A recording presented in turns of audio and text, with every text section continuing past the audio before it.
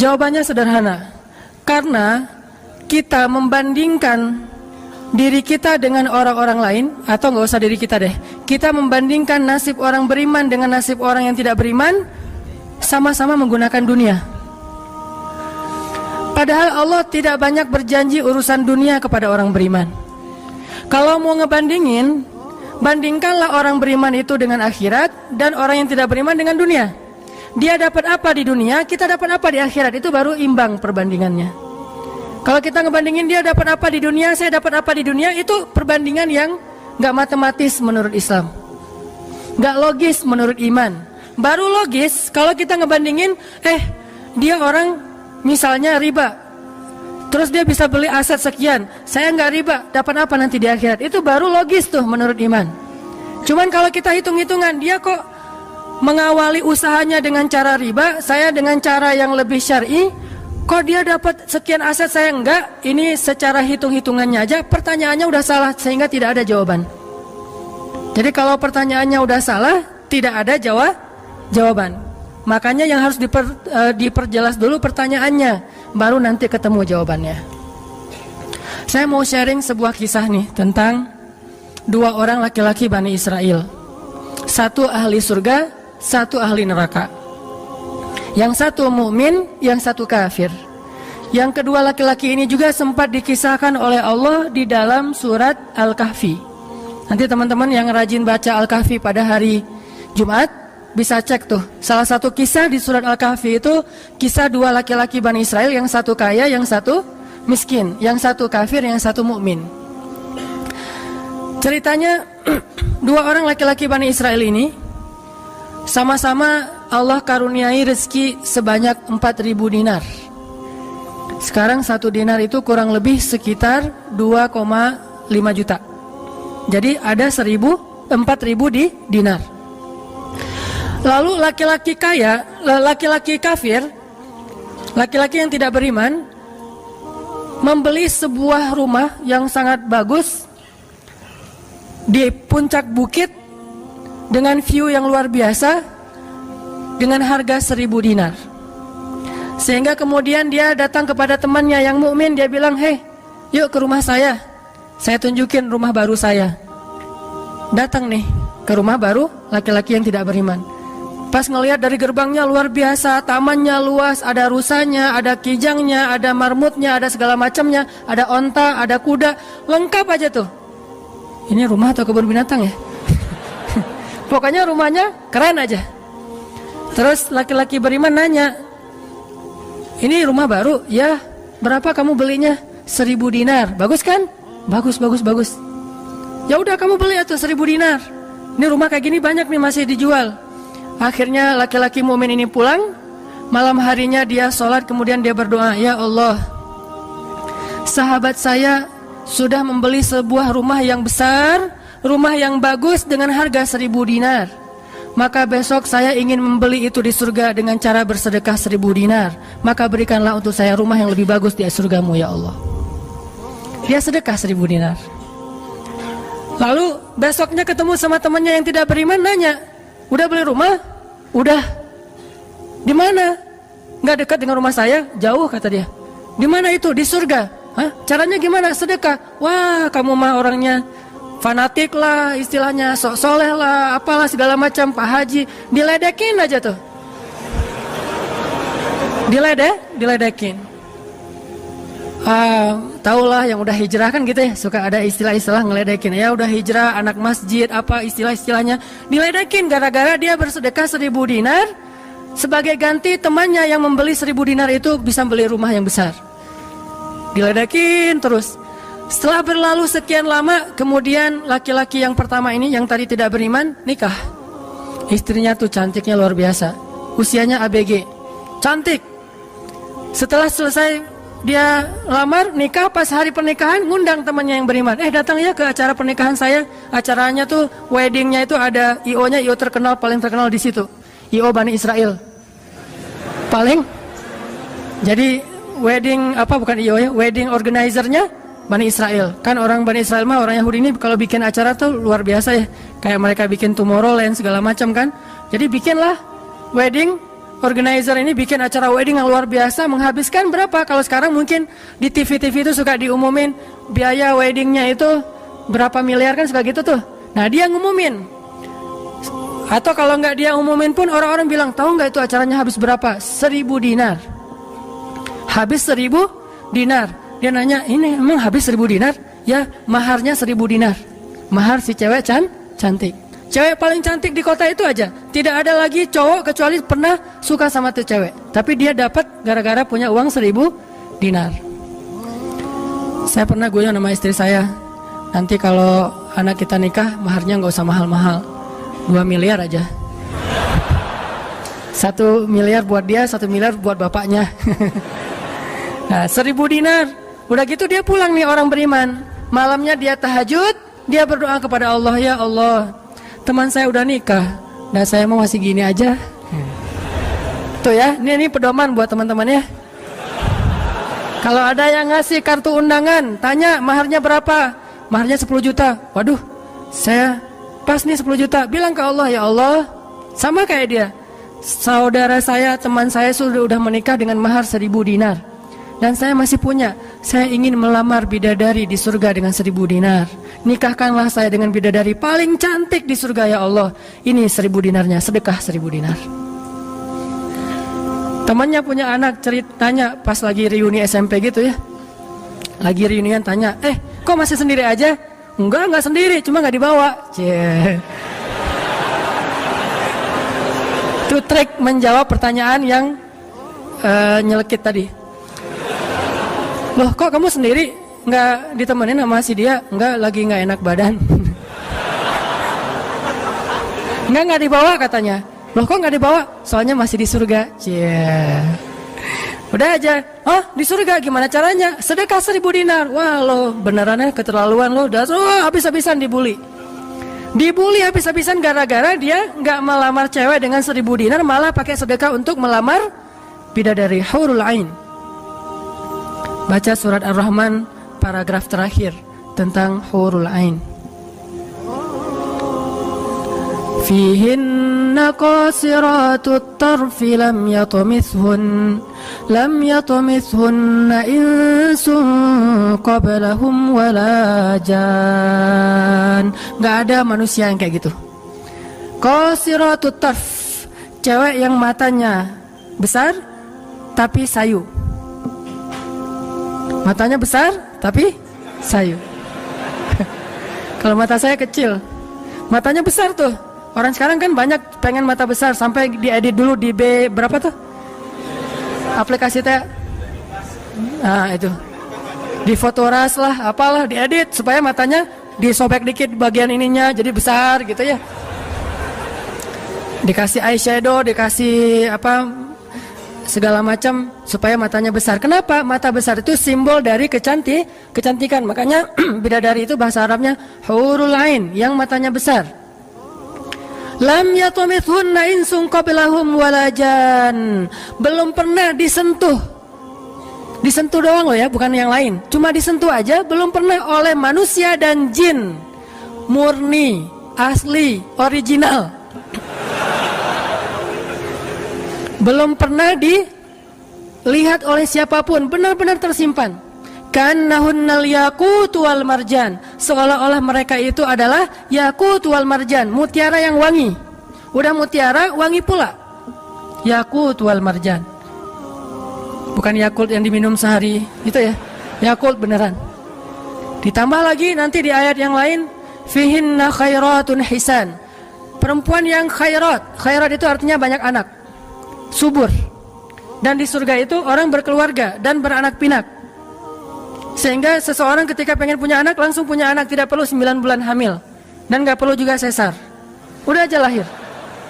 Lahir dengan cara yang Allah ciptakan, sangat indah. Tidak perlu ada wahnan ala wahnin, tidak ada kepayahan demi kepayahan. Lahir anak. Dan anaknya bisa pesen, request. Ya Allah, saya pengen anak laki-laki, tapi modelnya gini. Nah, bisa. Kalau di dunia kan gak bisa request, terima aja apa adanya ya. Oh gini, ternyata nggak mirip. Cuma di dunia di akhirat mah bisa request segalanya, sesuatu juga bisa request. Udah aja kayak gitu, hurul ain. Sehingga dia tahu gimana pun cewek ini cantik, tidak pernah bisa mengalahkan satu hurul ain. Seandainya jemari hurul ain, jari kelingking doang dikeluarin dari surga ke dunia, maka cahaya matahari akan tertutup oleh cahaya jari kelingkingnya hurul ain. Kalau hurul ain sempat keluar dari surga, jatuh ke bumi, kau bidadari jatuh dari langit gitu kan ya. Nah, jatuh tuh ke bumi beneran, maka nafasnya, satu kali dia bernafas, semua manusia akan mati karena tergila-gila kepada dia. Harumnya nafas hurul ain. Gak usah dibayangin, ntar makin gak bisa tidur. Sekedar ilustrasi doang nih. Akhirnya dia lamar tuh hurul ain dengan sedekah 1000 dinar. Udah aja sih kayak gitu. Dan dia merasa, alhamdulillah saya lebih beruntung dari dia, saya lebih beruntung dari dia. Gitu matematika mukmin. Baru setelah beberapa tahun, teman yang pertama tadi yang tidak beriman beli kebun yang sangat luas. Lalu ngajak lagi teman yang beriman, yuk ke kebun saya. Kamu udah punya kebun? Udah, datang aja. Kamu tahu nggak nih kebun yang saya beli berapa? 2000 dinar. Kebun korma yang sangat luas, yang di dalamnya ada mata airnya sendiri, yang tidak, seolah-olah tidak ada batas ketika kita memandangnya. Terus sepanjang mata memandang. Kebun kurma yang rindang, 2000 dinar. Lalu laki-laki ini pulang lagi, ya Allah, izinkan saya membeli kebun-kebun surgamu dengan 2000 dinar, karena saudara saya itu udah membeli kebun di dunia. Sedekah lagi 2000 dinar. Terus kayak gitu sampai mereka tua. Yang satu meninggal dalam keadaan kaya raya tapi kafir, yang satu lagi meninggal dalam keadaan miskin tapi beriman. Siapa lebih beruntung? Tergantung matematika yang dipakai. Kalau matematikanya materi duniawi, pasti orang yang pertama yang tidak beriman lebih beruntung. Bisa menikmati dunia habis-habisan sampai hari tuanya. Tapi kalau matematikanya matematika mukmin, Rabbani, maka pasti yang kedua lebih beruntung dari yang pertama.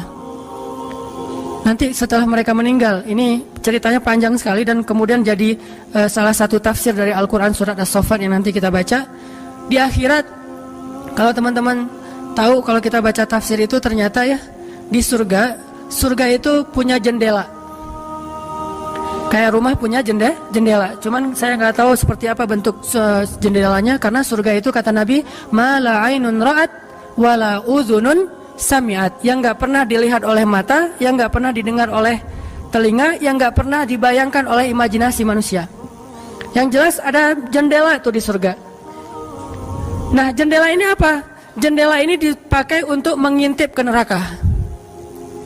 Jadi nanti kalau ada kisah-kisah penduduk surga menyelamatkan orang-orang di neraka, itu lewat jendela itu. Kalau ada cerita penduduk surga dan penduduk neraka berdialog, itu lewat jendela itu. Bukan keluar dulu, sama-sama keluar terus ada ruangan khusus dialog gitu, enggak. Atau pakai misalnya Skype gitu ya, nelpon neraka pakai Skype. Tling, lagi disiksa, aduh ada yang nelpon, ntar dulu. Kan nggak ada yang gitu ya. Ini mah pakai jendela. Jadi jangan pakai imajinasi teknologi yang sekarang. Nggak ada Skype, nggak ada WhatsApp call, video call gitu. Nggak ada line. Yang ada lewat jendela. Begitu dia ngelihat ke jendela, dia langsung Allah berikan dimensi melihat neraka. Langsung Allah kasih ruang untuk bisa melihat neraka. Di neraka itu dia akan bertanya kepada malaikat neraka, ngasih kayak kertas gitu. Tolong cariin yang namanya ini. Cariin. Oh ya, ini masa nggak kenal kayaknya di surga. Emang siapa? Hanan Ataki. Penduduk malaikat neraka mah nggak kenal. Amin. Aminin atuh. Mudah-mudahan semua kita tidak dikenal di neraka. Dikenal di surga insya Allah. Kalau ini mah nggak boleh hore. Ini serius nih mah. Udah aja ngasih nama gitu ya ke malaikat penjaga neraka. Kenal nama ini nggak? Oh ntar dulu nanya ke yang lain. Kenal nama ini nggak? Wah ada tuh yang di pojok sana tuh lagi dihabis-habisin sama malaikat. Udah malaikat yang itu bawain sini gitu. Pas dibawain ternyata itu adalah laki-laki tadi yang di dunia saling bersaing dalam memperkaya diri. Satu memperkaya diri di dunia, yang satu lagi memperkaya diri di akhirat. Bro, gimana nasib lo sekarang? Waduh, saya sekarang disiksa segala macam, dia ngaku kesalahannya. Lah kamu gimana? Dulu kamu katanya beli rumah di surga, terus nikah di surga, terus beli kebun di surga, udah dapat. Wah, bukan dapat lagi. Ternyata 1000 dinar itu bukan satu istana loh, bro. 1 dinar itu sekian ribu istana. Sekarang saya 1000 dinar, bayangin aja. Gitu. Makin sakit kan ya? Makin nelangsa, makin stres. Udah di neraka stres pula, stroke lagi, kena kejang-kejang gitu. Nggak di neraka, kejang-kejang aja nggak enak, stroke nggak enak, apalagi udah stroke-nya di neraka kan lebih nggak enak tuh. Orang kena penyakit jantung di dunia nggak enak, ini penyakit jantungnya di neraka lebih nggak enak lagi. Ini mah imajinasi saya aja. Sesuai dengan di Al-Quran surat As-Saffat, dialog antara penduduk surga dan penduduk neraka. Inilah teman-teman matematika untuk mengukur siapa lebih beruntung. Sehingga kita tidak perlu bertanya, kenapa? Why? Saya udah hijrah kok makin susah hidup saya. Dunia itu, akhirat enggak. Kalau kita mengukur amal kita hanya dengan dunia, kita bakal sering kecewa karena Allah tidak menilai dunia ini bahkan lebih ringan daripada 11 sayap nyamuk. Seandainya kata Nabi dunia ini di mata Allah ada harganya, pasti Allah nggak mau ngasih dunia kepada orang yang tidak beriman, nggak mau. Berhubung dunia ini tidak ada nilainya, Allah kasihlah kepada orang yang tidak beriman. Sedangkan yang bernilai Allah simpan untuk orang yang beriman dan sabar. Pakai kacamata Rabbani, cara pandang Allah Subhanahu Wa Taala. Sehingga ketika kita hijrah, kita minta tolong kepada Allah urusan dunia, tetapi kita yakin kalau kita istiqomah, ikhlas, maka di akhirat wa ma indallahi khair. Itu harus jadi mantra yang kita ulang-ulang tuh. Kalau teman-teman lagi cemburu dengan dunia, seseorang bilang wa ma indallahi khair. Apa yang ada di sisi Allah lebih baik. Udah enggak jadi cemburu tuh. Saya pakai itu sebagai terapi buat diri saya sendiri. Kalau saya lagi ada rasa kayak kepengen apa yang orang punya, ada rasa iri, ada rasa cemburu, ada rasa kayak merasa orang lain lebih beruntung dari kita, saya selalu pakai mantra wa ma indallahi khair, wa ma indallahi khair, wa ma indallahi khair. Sehingga hilanglah rasa cemburu itu. Apa yang ada di sisi Allah lebih baik, apa yang ada di sisi Allah lebih baik, apa yang ada di sisi Allah lebih. Walal akhiratu khairul laka minal ula, wal akhiratu khairu wa abqa. Akhirat lebih baik bagimu dan daripada dunia. Akhirat lebih baik dan lebih kekal. Itu aja yang kita ulang-ulang mantranya. Wa ma indallahi khair. Udah aja senyum. Kita yang istiqomah gini-gini aja, orang lain yang tidak istiqomah yang sudah melenceng jadi gitu. Ya udah, apa yang di sisi Allah lebih baik. Ada yang gara-gara misalnya dukun bertindak jadi nikah. Kita bertindak sendiri nggak nikah-nikah misalnya ya. Ya udah aja, wa ma indallahi khair. Dan apa yang ada di sisi Allah itu bukan hanya akhirat tetapi juga dunia. Cuman Allah tidak memberikannya dalam waktu yang segera kepada mukmin karena Allah ingin melihat dulu ketabahan, kesabaran dan keistiqomahan kita. Matematika itu coba kita pakai dalam hidup. Kayak saya pernah dulu banget awal-awal saya di Bandung masih senang usaha-usaha gitu sebelum ada dakwah. Kan pertama saya masuk ke Bandung bukan berdakwah. Lama-lama setelah lelah berusaha akhirnya berdakwah. Karena nggak mendapatkan kebahagiaan hanya dengan harta. Kan dulu saya pernah usaha bisnis pulsa yang saya pernah cerita. Ada 60 cabang pulsa saya di Bandung. Terus naik lagi bisnis jual beli mobil bekas. Beli jual. Terus terakhir pernah main properti walaupun nggak sampai punya klaster, sampai punya perumahan. Tapi 1-2 properti beli, jual lagi, perbaiki, jual dan segala macam. Waktu itu saya sempat hampir kegoda sama teman saya yang beli beberapa aset ruko di daerah Antapani. Dulu Antapani nggak seperti sekarang, masih murah-murah tuh rukonya. Dan kan cepat banget tuh perkembangan Antapani ya. Dia beli tuh 1 ruko di Antapani dengan DP, lalu dia cicil. Nah, cicilannya ini dibayar oleh yang kontrak. Kebetulan ruko dia dikontrak oleh warung Padang. Sehingga dia paling nambah-nambah dikit lah, walaupun yang nggak bisa utuh, tapi dia nambah-nambah dikit. Ini udah azan? Udah? Oh, nanti ceritanya next, insya Allah habis sholat isya. Barakallah. Bismillahirrahmanirrahim. Tadi sampai di mana teman-teman? Oh iya, Antapani ya. Sampai Antapani. Nah waktu itu nggak ada basa-basi, langsung aja Bismillahirrahmanirrahim. Teman-teman kita lanjutkan sampai di Antapani. Jadi teman saya tuh ada yang investasi dengan beli salah satu ruko di Antapani dengan cara nyicil DP, terus yang bayar cicilannya itu adalah yang kontrak. Kalau nggak utuh pun dia tambahin sedikit lah, paling nambahin 500.000 sebulan. setelah kurang lebih 3 tahun, akhirnya itu udah lunas, dia bisa nge-DP-in lagi yang baru. Setelah sekitar 5 tahun berjalan, saya ketemu lagi sama dia. Dia bilang, ini semuanya udah ruko saya nih. Udah ada sekitar 6 ruko yang dia punya, dan setengahnya dipakai sama Alfamart, sisanya dipakai ada warung Padang, ada apa di situ. Sehingga dengan cara dia bisa cepat berkembang. Saya di awal menganggap diri saya itu agak-agak idealis. Anggapan pertama, aduh saya ini kayaknya terlalu idealis kali ya gitu. Mulai galau kan, mulai tidak istiqomah. Jangan-jangan saya terlalu kaku nih dalam agama.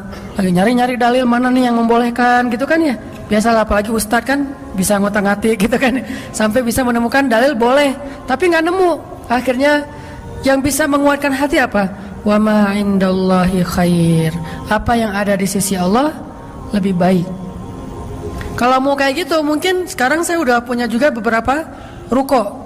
Tapi karena nggak bisa dengan cara seperti itu, akhirnya ya punya itu aja dan tidak berkembang secara duniawi. Tetapi saya yakin mudah-mudahan dengan itu kita berinvestasi di akhirat.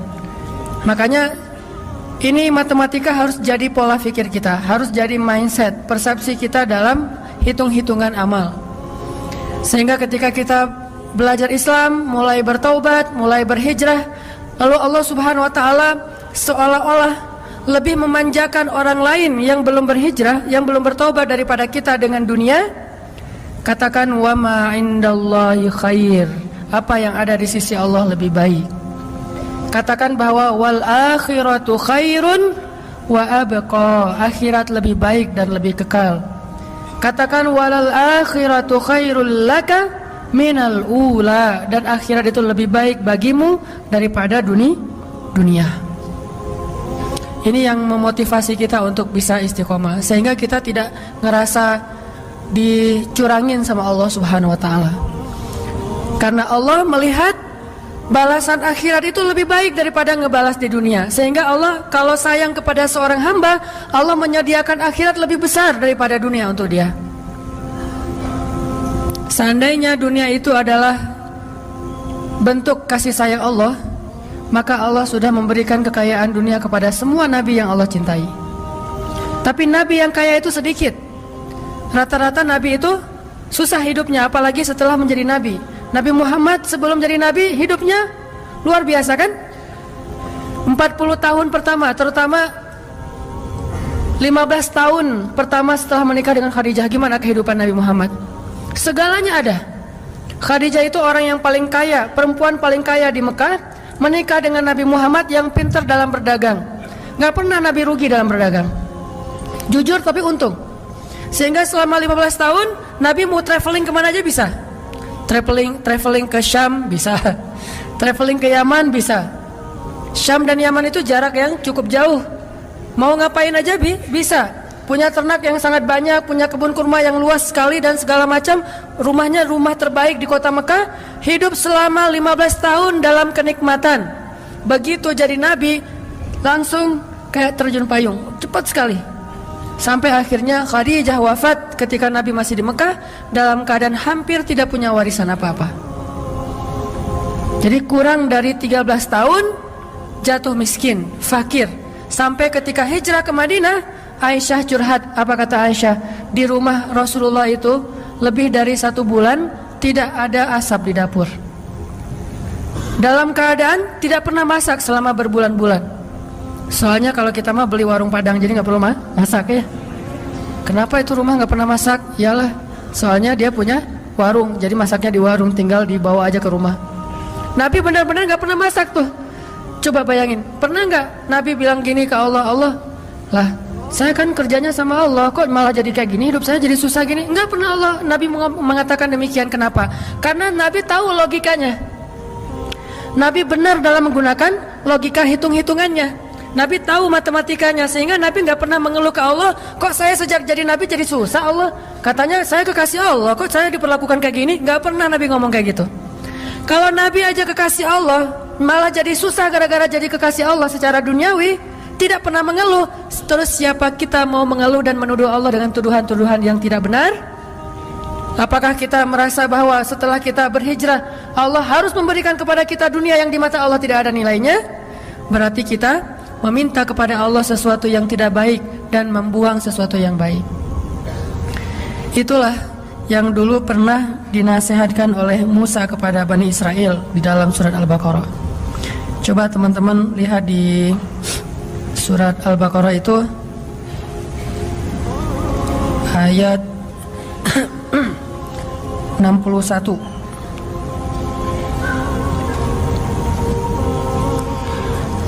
A'udzu billahi minasy syaithanir rajim. Wa idh qultum ya Musa lan nasbir ala ta'amin wahid fad'u lana rabbaka yukhrij lana mimma tunbitul ardh مما تنبت الأرض من بقلها وقثائها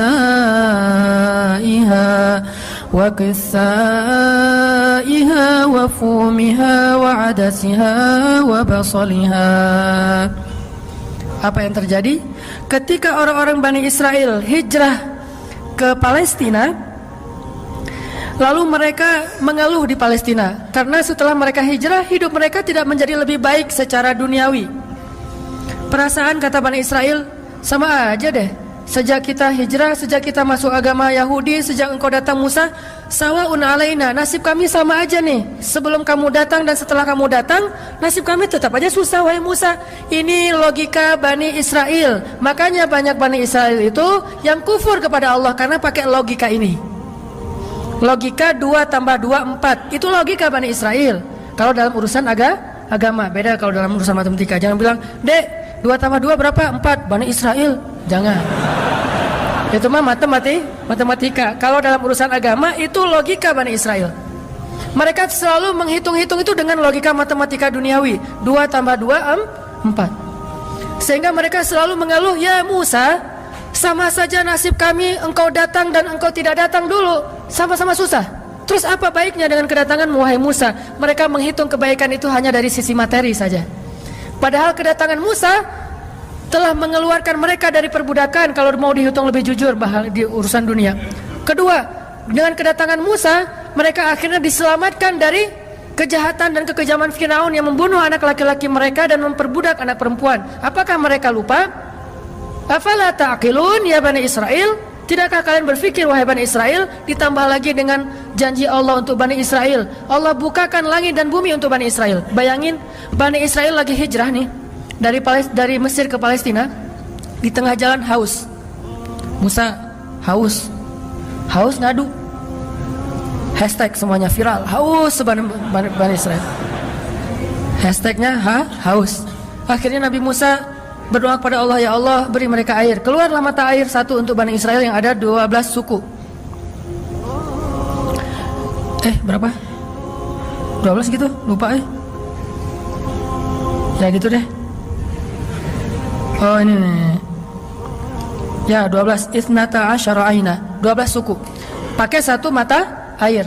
Udah gitu karena Bani Israel ini orangnya nggak bisa teratur hidupnya, suka nggak bisa ngantri, nggak bisa teratur, nggak sabaran, pokoknya tamak aja. Begitu keluar satu mata air, mereka ada 12 suku berantem.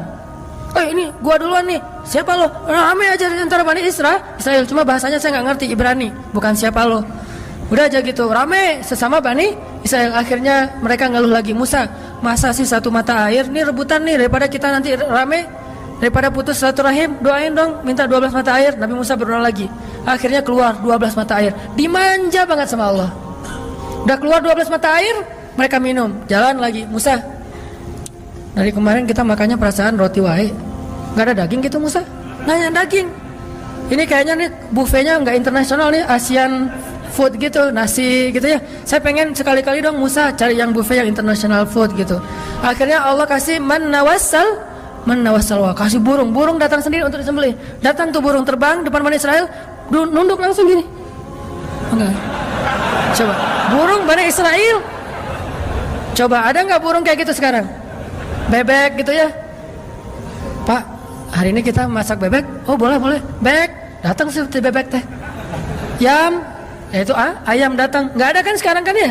Allah tundukkan burung yang liar kepada Bani Israel, datang untuk disembelih langsung dibakar, terus makan. Kemudian keluar lagi makanan-makanan luar biasa, datang dari langit seperti datang kepada Maryam alaihassalam. Masih ngeluh juga.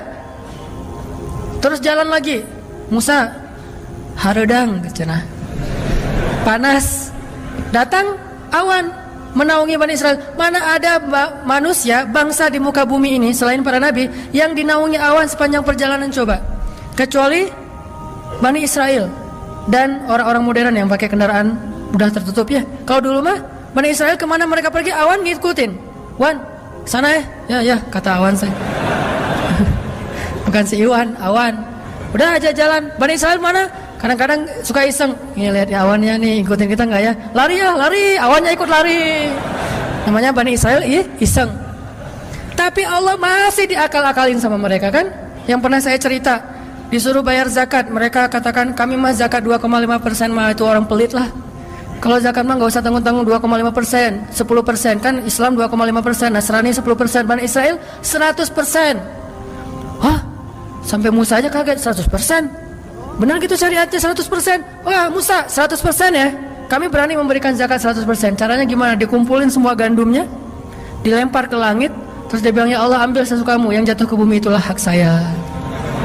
Itulah Bani, saya lempar semuanya, gandum, roti, segala macam, korma dilempar ke langit. Ya Allah ambil sesukamu ya Allah. Yang jatuh ke bumi berarti engkau ridho untuk saya. Mana ada yang nyangkut di tengah antara langit dan bumi kan? Pasti semuanya jatuh ke bumi. Oh berarti Allah nggak memerlukan itu, ya udah untuk kita aja. Yang penting kan kita udah niat nih 100%, tapi Allah nggak mau nerima, ya udah. Itu akal-akalan Bani Israel. Makanya mereka ngeluh, ya Musa, di Palestina itu tidak ada sayur mayur, kami kangen makanan-makanan di Mesir. Kalau teman-teman tahu Mesir itu sebetulnya nggak tandus-tandus amat. Mesir itu ada bagian yang salju. Jadi kalau mau ngerasain Eropa bisa ke bagian itu. Ada yang bagian yang benar-benar padang pasir, ada yang bagian yang subur luar biasa. Nah, sampai mereka kangen dengan sayur-sayuran Mesir. Kangen dengan bayam, kalau di kita mah kangen dengan singkong, kangen dengan jengkol. Ya, pernah kangen jengkol? Karena nggak pernah keluar Bandung. Kalau keluar Bandung pasti kangen jengkol. Misalnya umroh gitu ya. Ada restoran Indonesia, Mang ada jengkol? Di Mekah. Kalau tanya orang Arab, jengkol. Bahasa Arabnya tidak ada jengkol. Soalnya bahasa Arabnya tidak ada jengkol. Mahada kata orang Arab, jengkol yang aroma raihan. Intinya orang Bani Israel kangen dengan makanan Mesir. Terus apa kata Nabi Musa? Qala atastabdiluna alladhi huwa adna billadhi huwa khair.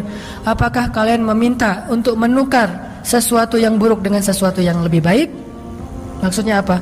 Kenapa kalian ingin dibayar oleh Allah dengan dunia ketika kalian beriman?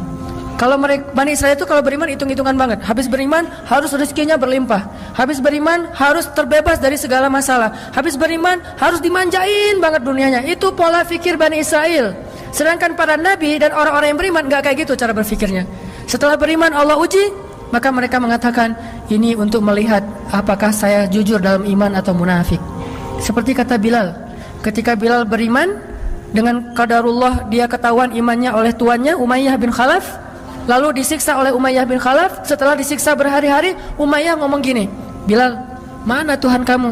Coba lihat tuh, kamu disiksa-siksa, Tuhan kamu gak pernah ngebelain kamu, Muhammad juga gak pernah ngebelain kamu. Jadi kamu tuh sebetulnya kasihan, tinggal sendiri, gak pernah dibelain oleh siapa-siapa. Kalau gak saya nyelamatin kamu, kamu akan celaka, wahai Bilal. Apa kata Bilal? Ya Umayyah, udah gak bilang lagi Tuhan, dia mah udah beriman. Gak ngomong lagi Tuhan, gak ngomong lagi gitu. Kalau saya diuji atau disiksa karena keimanan saya, itu berarti Allah ingin melihat kesabaran saya. Maka kalian akan melihat sabar saya lebih kuat daripada sabarnya orang Arab.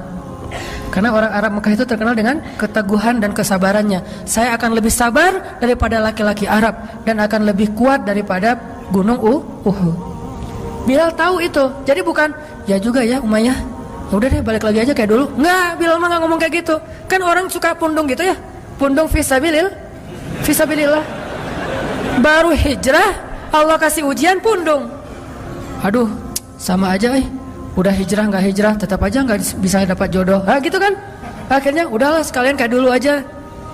Aduh, sama aja, ternyata udah rajin ngaji belum kelihatan juga ke atas, masih aja nggak ada yang kecantol misalnya kan ya. Aduh, udah rajin udah pindah kerjaan, tetap aja belum dapat kerjaan yang lebih baik. Kata Allah, wa may yattaqillah yaj'al lahu makhraja. Mana? Wa yarzuqhu min haitsu la yahtasib. Mana tuh? Jawabannya Allah berikan itu setelah Allah lihat kesabaran kita. Kalau Allah belum melihat kesabaran kita, Allah nggak akan kasih apa yang Allah janjikan. Karena yattaqillah bukan hanya taubat tetapi sabar, itu satu paket. Takwa itu at-ta'ah was sabr, itulah takwa. Taat dan sabar, itulah takwa. Wa may yattaqillah, siapa yang taat lalu sabar, baru Allah janjikan yaj'al lahu makhraja wa yarzuqhu min haitsu la yahtasib wa may yattaqillaha yaj'al lahu min amrihi yusra wa may yattaqillaha yukaffir anhu sayyi'atihi wa yu'zim lahu ajra. Itu semua janji Allah bagi orang yang takwa, dan takwa itu taat dan sabar. Kalau taat doang tapi nggak sabar, pundung tadi, maka Allah tidak punya janji apapun dengan dia. Ini logika yang dipakai oleh Allah, hitung-hitungan matematikanya Allah Subhanahu wa taala, sehingga kita tidak kecewa.